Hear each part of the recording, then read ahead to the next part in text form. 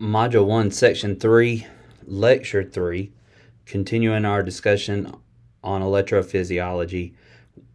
During this lecture, we're going to talk about the cardiac action potential and the 5 phases of the action potential. So we're going to describe the process of each phase of the propagation of cardiac action potential from phase 0 to phase 4. And then we're going to also explain the reason why the sodium-potassium pump must turn on in phase 4. So this is actually a quick view of the ionic movement in the depolarization and repolarization of slow and fast potentials. I'll come back to this. We're actually going to discuss the ventricular action potential with our phases. So, our 5 phases. During phase 0, sodium enters the cell and the cell depolarizes and begins to contract. This phase begins with cardiac muscle cells receiving impulse. Sodium moves into the cell through the sodium channels, causing the interior of the cell to become electrically positive relative to the exterior. Phase 1. During this phase, inward sodium channels close and the cells begin to repolarize. So at the end of phase 0, depolarization, or the changes in dipoles, the changes of the electrical charge, have stopped. Negatively charged chloride ions enter the cell. Outward potassium channels open briefly, allowing potassium to leave the cell and resulting in a decrease in the transmembrane potential. Phase 2. Sodium and calcium enter in the cells. Now remember, the fast sodium channels are closed, but the slow sodium channels are now open, and this is because this is the plateau phase. This is the longest phase of the action potential. During this phase, sodium and calcium slowly enter the cell, and this prolongs the depolarization of the membrane, creating a plateau. So it keeps a positive charge just for a moment so that calcium can enter.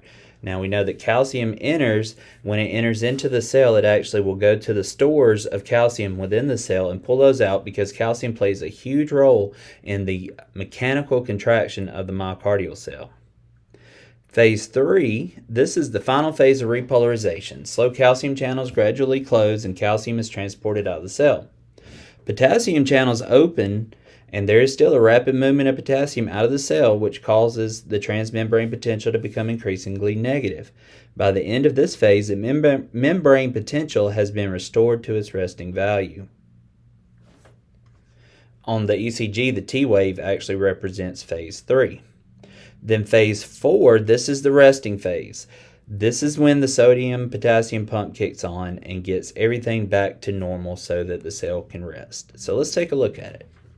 During phase 0, so phase 0 will be seen here. So if you can see, you've got a negative 90 charge, and in phase 0, sodium channels open rapidly and it allows sodium to rush in, so instantly the cell becomes positively charged. So in phase 0, sodium enters. It's a rapid upstroke of the cardiac action potential. By the time we get to this point right here, the cell has reached its full depolarization, and the charge will not get any greater at this point.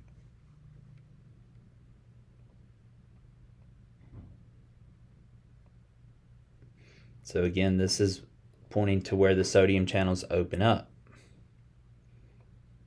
So your sodium channels that we just talked about. Sodium channels are shown here with 2 gates. At rest, the sodium inactivation gate is open and the activation gate is closed, but can open in response to a depolarization stimulus.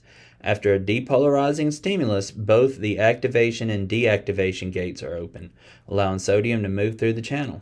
Approximately 1 millisecond after the depolarization stimulus, the inactivation gate closes and remains closed until the cell has repolarized to its resting state. So again, remember, we can't think in terms of how fast things happen with the heart. So during depolarization, the gates open and then they close back and they keep the cell full of sodium. So phase 1 is the rapid repolarization. So this is important. The fast sodium channels are now closed. The flow of sodium into the cell stops momentarily, and potassium continues to be lost out of the cell. At this point, it returns the cell membrane to its resting permeable state. The cell itself is not quite in its resting state yet, but the cell membrane is changing its charge back so that it can get ready. So during the plateau phase, which is phase 2, if you notice the plateau phase, it kind of keeps a positive charge momentarily. Calcium slowly enters the cell through slow calcium channels. Potassium is actually still leaving the cell. An inward calcium current maintains the cell in a prolonged depolarized state. Allows time for completion of one muscle contraction before another depolarization begins. And it stimulates the release of intracellular stores of calcium, as I mentioned earlier. And calcium, again, plays a huge role in the contraction of the cell. Phase 3 is the terminal phase because now we are terminally going back to a negative charge.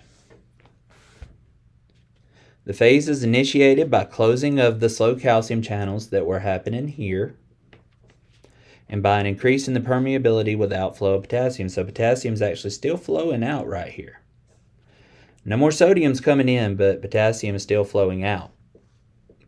Repolarization is completed by the end of this phase.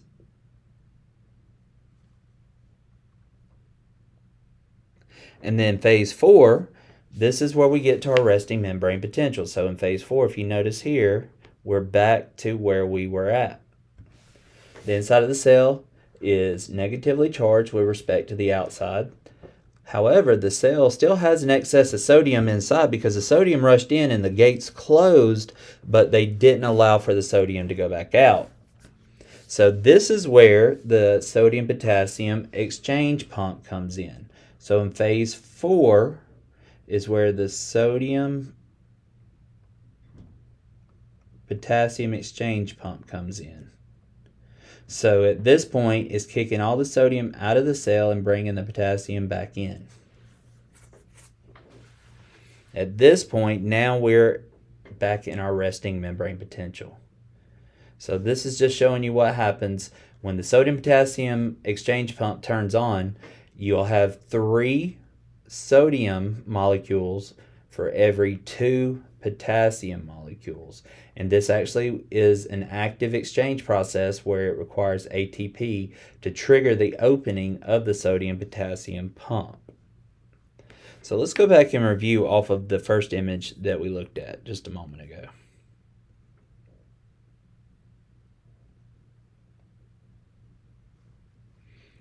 So in our fast potentials, which are what we're talking about here, during phase 0, you got sodium that's going on the inside of the cell very rapidly.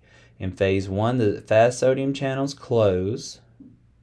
Phase 2, calcium enters into the cell, potassium's still going out, and it allows for a plateau phase. Phase 3, this is your terminal phase right here, where sodium has stopped entering completely, calcium's starting to leak back out. Phase 4, in order to get the cell back to its resting potential, the sodium-potassium pump has to kick on. It brings potassium back into the cell, and it takes sodium out of the cell. And then we get back to our resting potential where we have a more negatively charged inside of the cell in comparison to the outside of the cell where the sodium hangs out. And so this concludes Module 1-3, Lecture 3.